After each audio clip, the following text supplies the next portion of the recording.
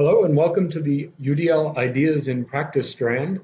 My name is Bill Wilmot. I'm an implementation specialist at CAST, and I look forward to sharing this strand with you. And as you're participating, if you are interested in reaching out, I would love to hear from folks. My email is bwilmot@cast.org. All right, some of the goals for this strand include to deepen understanding of the UDL framework. We also want to use the UDL framework and the goal of an expert learner to design curriculum and to develop your identity as a UDL designer through your portfolio and to develop the space and culture to support critical feedback. So some of the things that we'll do include building your own UDL portfolio by focusing on the concepts of expert learning. We'll look at your classroom through the lens of expert learning and with your colleagues, give and receive feedback on classroom artifacts. So here's a quick overview of the year. Pretty soon we'll launch into Module 1, Teachers as UDL Designers. In the second module, we'll look at investigating variability, really from your experience in the classroom. And then from there on, we'll look at expert learners through the lens of artifacts and experiences from your classroom. Expert learners are defined as purposeful, motivated, resourceful, knowledgeable, strategic, and goal-directed learners. Finally, we'll end with a portfolio sharing. So, tools you might need for today: fidgets, flexible seating, whatever you need to keep yourself focused and going throughout an hour-long meeting. It's good to have the UDL guidelines on hand. We will be using the UDL designer, learning designer, and the teacher as a designer reflection. There are links here, and there are links when we'll need them. All right, let's jump into Module 1, Teachers as UDL Designers. So the goals for this module include identifying the essential practices of teachers as designers, and also we want to lay the groundwork for some of your work building a portfolio. So we'll identify strengths as a designer, and identify your areas of growth as a designer, and try out the UDL design process. I mentioned the portfolio that we're going to be building. We can think of this kind of like an artist's portfolio. We want to use it as an opportunity to highlight our strengths and dig deeper into those and think about what are our areas of growth and how do we further develop in those areas. So your deliverables for today are the teacher as a designer self-reflection and a redesigned learning moment. All right, let's pause here. Let's step back and hear a little bit about design thinking from some of the experts in design thinking, IDEO. They are focused on human-centered design. So pause here, click out to this video, and we'll come back in a minute. Think about what are the practices of a designer? What does a designer do and think about?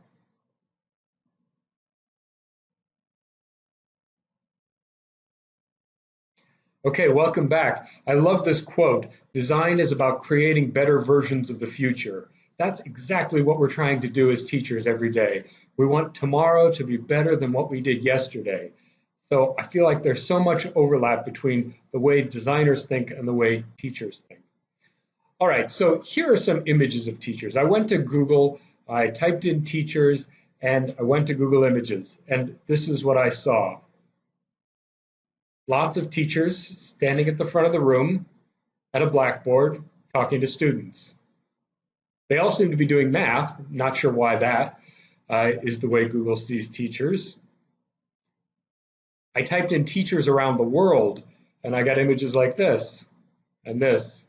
Still the same kind of thing. Teachers standing at the front talking to students. Occasionally you'll get an image like this. It's a little bit different. Students look maybe a little bit more active, but still mostly the teacher talking to students. I feel like this is connected to a myth about teachers, that really teachers just walk into a classroom and they're magically able to inspire and get students excited about learning. And they do that mostly by talking to them. Well, we know that there's so many other things going on in teaching.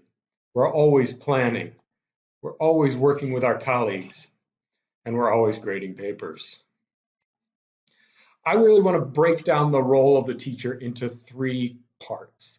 The teacher as the instructor, which is probably the part that most people think of, the teacher as a coach, and the teacher as the designer. And then I really want to dig into what teaching teacher as a designer really means. So the teacher as an instructor, we have a clear picture of this. They give information, give directions, provide context, and manage the classroom. That's what most people think of. The teacher as a coach inspires, motivates, monitors progress, gives feedback, and redirects students. Pretty clear picture of that. The teacher as a designer, we have less of a clear picture of. Let's hear from some teachers on design thinking. These are teachers interviewed by IDEO to think about how they've incorporated design thinking into their teaching. So pause this video here, click out and watch this other video. Think about what are teachers as designers particularly doing or particularly thinking about.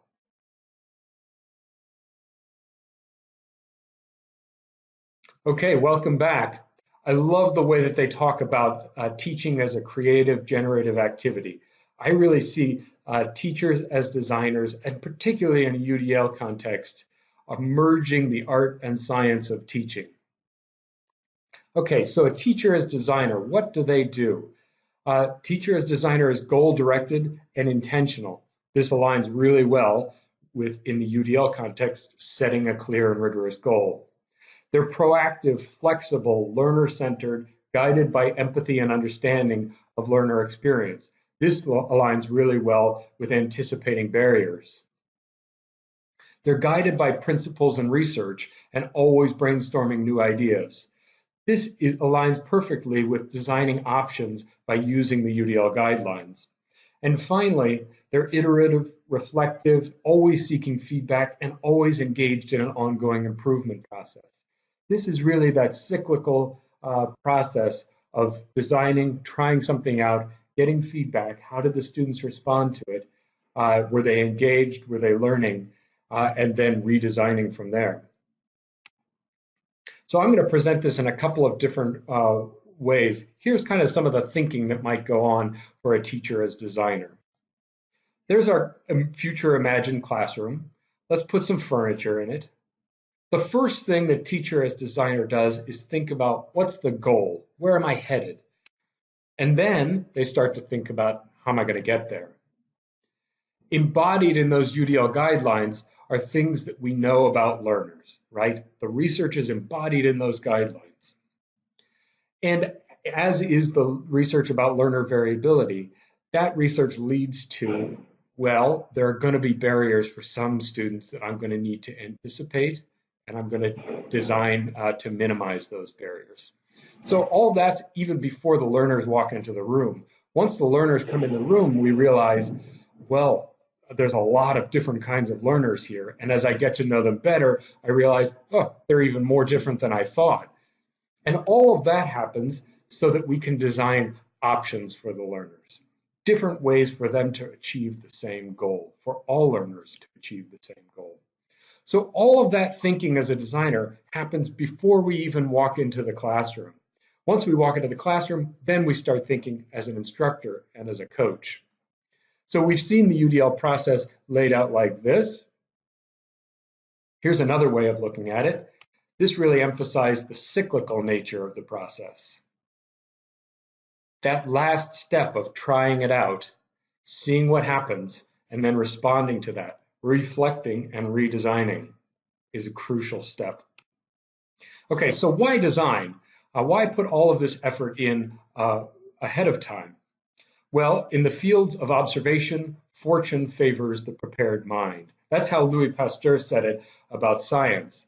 I think that it's just as true about being in the classroom and designing learning experiences. All of that design work sets us up to be successful and nimble and flexible when we're in the classroom. So we're going to pause here to design a learning moment. So think about something that you do in your classroom. And we want to consider the design of that moment and think about whether there are options that you could add, whether there's redesign that you might engage in. So that could be anything from how you greet the students at the door to giving directions.